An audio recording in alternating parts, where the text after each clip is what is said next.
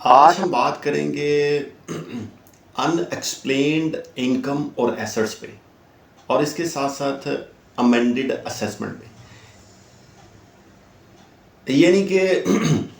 आपके अगेंस्ट एक नोटिस आ गया और वो नोटिस 122(9) का नोटिस है। यानी कि आपने अगर कोई प्रॉपर्टी बाय की है, आपने कोई इन्वेस्टमेंट की है, आपके बुक ऑफ अकाउंट्स में कोई अमाउंट क्रेडिट हुई है, या आपने कोई ऐसा एक्सपेंडिचर किया और रिकॉर्ड नहीं किया, या इस तरह से आपने किसी चीज़ की कंसीलमेंट की है, कोई सेल्स कोई प्रोडक्शन में आपने उसको सप्रेस कर लिया, उसको आपने छुपा लिया है, अंडरस्टेट कर लिया है, तो इस सूरत में ऑफिसर के पास क्या अख्तियार रह जाता है कि वो आपके साथ ट्रीटमेंट करें। यानी कि वो उसको अगर इन चीज़ों का पता चल गया किसके ज़रिए, किसी भी डेफिनेट इंफॉर्मेशन के थ्रू, तो वो आपको एक नोटिस जो है ना वो कन्फ्रंट करेगा। अब हमने ये देखना है कि ये नोटिस को वो कितनी देर में कंक्लूड करेगा। हमारा असल पॉइंट जो है ना वो ये है कि वो अमेंडेड असेसमेंट जो उसने करनी है वो उसने कितनी देर में करनी है, और किस किस सेक्शन में उसने करनी है, और कितनी देर में करनी है, और किन किन सालों में उसके पास इख्तियार है कि कितनी देर में वो करेगा। यानी कि 122(9) का उसने कि भाई आपने कुछ इन्वेस्टमेंट की है या आपके बुक ऑफ अकाउंट्स में ये चीज़ आई है या आपके बैंक्स में इतने पैसे पड़े हुए हैं क्रेडिट में, ये ग्राउंड्स बनेगी, रीजंस बनेगी। ये गो के सेक्शन 111 में अनएक्सप्लेन्ड इनकम और एसेट्स की बात की गई है,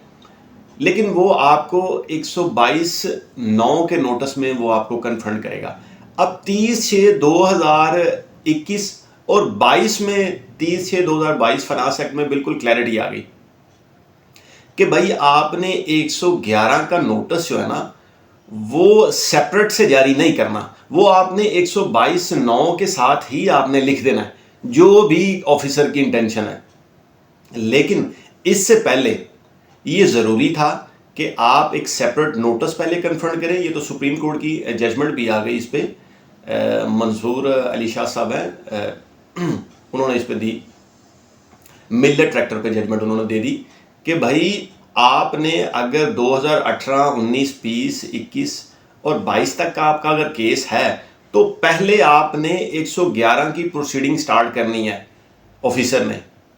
उसमें आपने अपॉर्चुनिटी देनी है, पहले उस पर एक कंक्लूसिव ऑर्डर आपने पास करना है, उसके बाद आपने सेक्शन 122 में जाना है। अब 122(9) का जब तक नोटिस नहीं दिया जाएगा तो 122 में अमेंडेड असेसमेंट नहीं की जा सकती। अब 122(1) में ऑर्डर करने के लिए 122(9) का नोटिस देना बड़ा जरूरी है।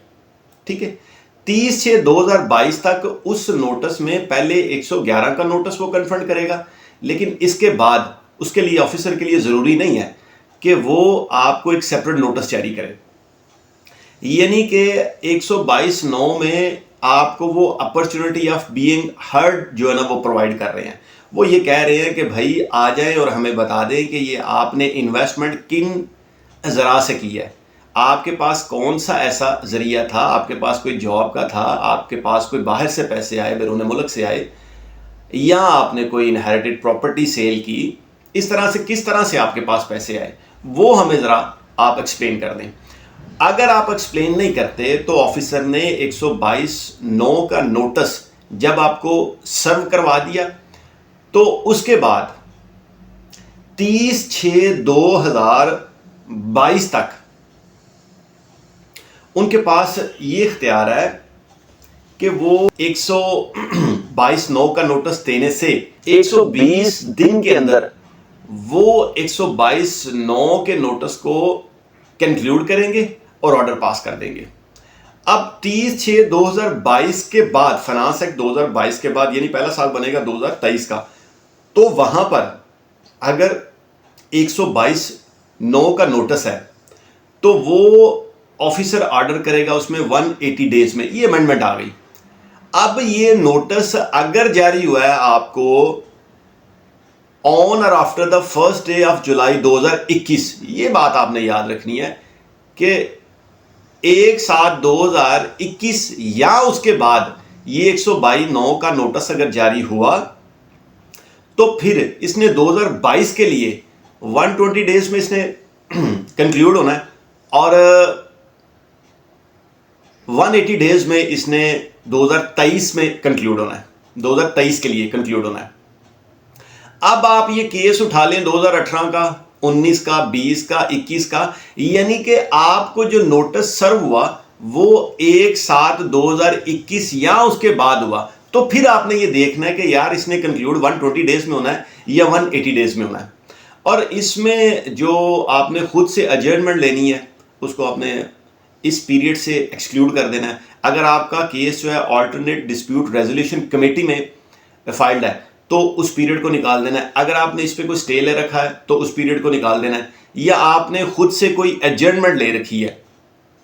तो ये मैक्सिमम ये पीरियड 60 डेज का होगा। आपने इस पीरियड को एक्सक्लूड करना है, फिर देखना है कि 120 डेज और 180 डेज कहां पे जाके बनते हैं, तो उस सूरत में ऑफिसर का ऑर्डर जो है ना वो लीगल होगा। अब रही बात 111 की, तो 111 का सेपरेट और इंडिपेंडेंट नोटिस जो है वो 30/6/2022 के बाद देना जरूरी नहीं रहा। इससे पहले जरूरी था। अगर इससे पहले ऑफिसर ने 111 का नोटिस कन्फर्म नहीं किया और 122 में ही ऑर्डर पास कर दिया तो उसका ऑर्डर जो है वो इलीगल होगा। तो उम्मीद करता हूं दोस्तों कि मैंने अपना ये पॉइंट 111 पे, सेक्शन 111 पे और 122 पे, ये ही सेक्शन है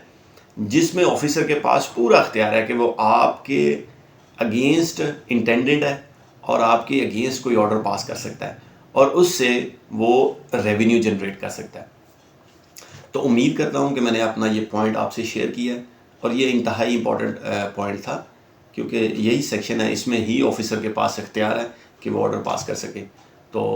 अल्लाह करीम मौला हुसैन के सदके आपके लिए और मेरे लिए आसानियाँ पैदा करे।